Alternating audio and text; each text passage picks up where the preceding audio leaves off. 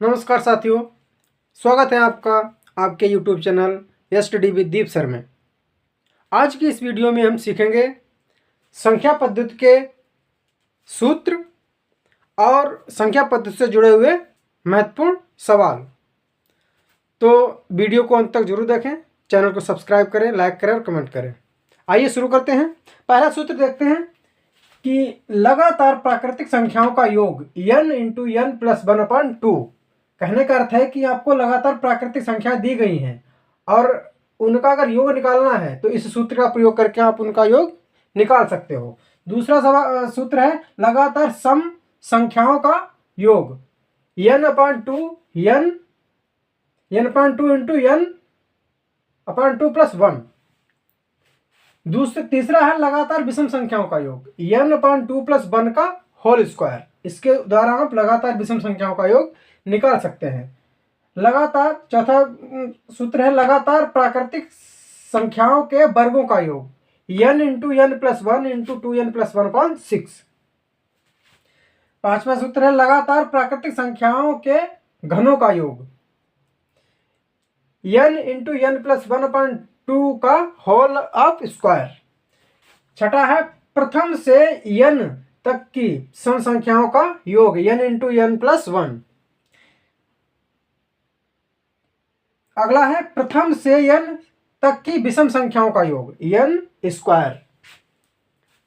इसमें आप हर एक सवाल इस संबंध में जो भी सवाल होंगे आपके, उनको आप इनसे बड़े आसानी से और शॉर्ट ट्रिक में हल कर सकते हैं उनको याद करके।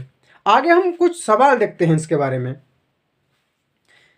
आपकी स्क्रीन पर आ रहा होगा सवाल। जैसे पहला है प्राकृतिक संख्याओं का समुच्चय कौन सा है। तो इसमें 4 समुच्चय दिए गए हैं, तो इसमें उत्तर बी होगा। क्यों? प्राकृतिक संख्याओं का आपको पता होगा क्या होता है। प्राकृतिक संख्याएं 1 से लेकर कहां तक होती हैं? 9 तक होती हैं। तो इसमें ऑप्शन बी जो है वो है 1 2 3 4 डेड करके है। शुरू किससे होता है? 1 से। दूसरा सवाल है निम्न में से कौन सी पूर्ण संख्या नहीं है? ए 0, बी 5, सी -3, डी 2/3। तो इसमें क्या पूछ रहा है? पूर्ण संख्या कौन सी नहीं है? तो 2/3। आपको पता होगा कि 2/3 कौन सी संख्या है, कमेंट करके बताइए। निम्न में से कौन सी संख्या अभाज्य है? Option A 9, option B 15, option C 17, option C 21। तो इसमें उत्तर क्या होगा? सी होगा। क्यों? 17 किसी से भी नहीं कटती है, तो ये क्या है? अभाज्य है। चौथा प्रश्न है 1 से 10 तक के बीच कितनी अभाज्य संख्याएं आएंगी?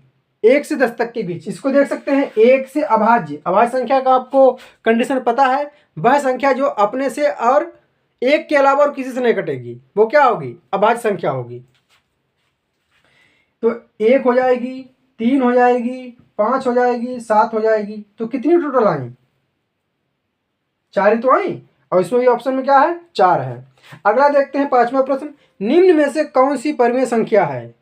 ऑप्शन ए है √5, ऑप्शन बी पाई, ऑप्शन सी 3/7, ऑप्शन डी √2। तो इसमें से ऑप्शन आपका कौन सा सही होगा? सी। क्यों? क्योंकि परिमेय संख्या पूछ रहा है और परिमेय संख्या की कंडीशन आपको पता है कि वो किसमें होती है? P/Q के रूप में। किसमें होती है? P/Q के रूप में। अगला सवाल देखते हैं। निम्न में से कौन सी अपरिमेय संख्या है? निम्न में से कौन सी अपरिमेय संख्या है? तो ऑप्शन है 0.25, 0.25, option B 5/9, option C √3, option D 2। तो इसमें कौन सी पूछा? अपरिमेय संख्या। अपरिमेय संख्या की परिभाषा आपको पता होगी। वह संख्या जो P/Q के रूप में नहीं लिखी जा सकती है। तो इसमें से √3 हो जाएगी। क्या हो जाएगी आपकी? अपरिमेय संख्या। अगला क्वेश्चन देखते हैं। शून्य किस श्रेणी में आता है? प्राकृतिक संख्या में, पूर्ण संख्या में, अभाज्य संख्या में, सभाज्य संख्या में? संयोज्य संख्या में। तो इसमें क्या होगा? पूर्ण संख्या में। क्यों? क्योंकि 0 को मिलाकर ही जो प्राकृतिक संख्या होती है उनमें 0 मिला दो तो क्या बन जाता है? पूर्ण संख्या बन जाती हैं। अगला बोल रहा है निम्न में से कौन सी संख्या वास्तविक संख्या नहीं है। तो इसमें बोल रहा है वास्तविक संख्या क्या क्या होती है, वह संख्याएं जिनमें परिमेय संख्याएं और अपरिमेय संख्या दोनों को मिलाकर लिखने वाली संख्याओं को क्या कहते हैं हम, वास्तविक संख्याएं। तो इसमें ऑप्शन ए है -5, ऑप्शन बी है √7, ऑप्शन सी है 3/2 और ऑप्शन डी है √-1। तो इसमें क्या होगा, उत्तर क्या होगा, डी होगा, क्योंकि ये रूट में तो है लेकिन माइनस में है, तो ये क्या है, ये वास्तविक संख्या नहीं है। प्रश्न नंबर 9 देखते हैं, सबसे छोटी पूर्ण संख्या कौन सी है। ऑप्शन ए है 0, ऑप्शन बी है 1, ऑप्शन सी है -1, ऑप्शन डी है इनमें से कोई नहीं। सबसे छोटी पूर्ण संख्या कौन सी है, इनमें से कोई नहीं है। प्रश्न नंबर 10 देखते हैं कि निम्न में से कौन सी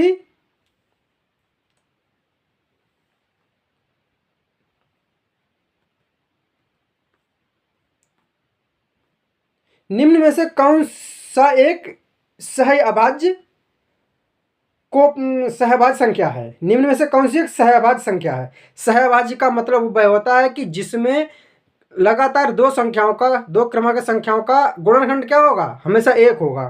तो इसमें ऑप्शन ए है 4, 8, ऑप्शन बी है 6, 9, ऑप्शन सी है 8, 15 और ऑप्शन सी है 10 और 20। तो इसमें ऑप्शन सी है। इसमें सी है क्यों है, 8 और 15 का 1 के अलावा और कोई भी गुणनखंड नहीं है।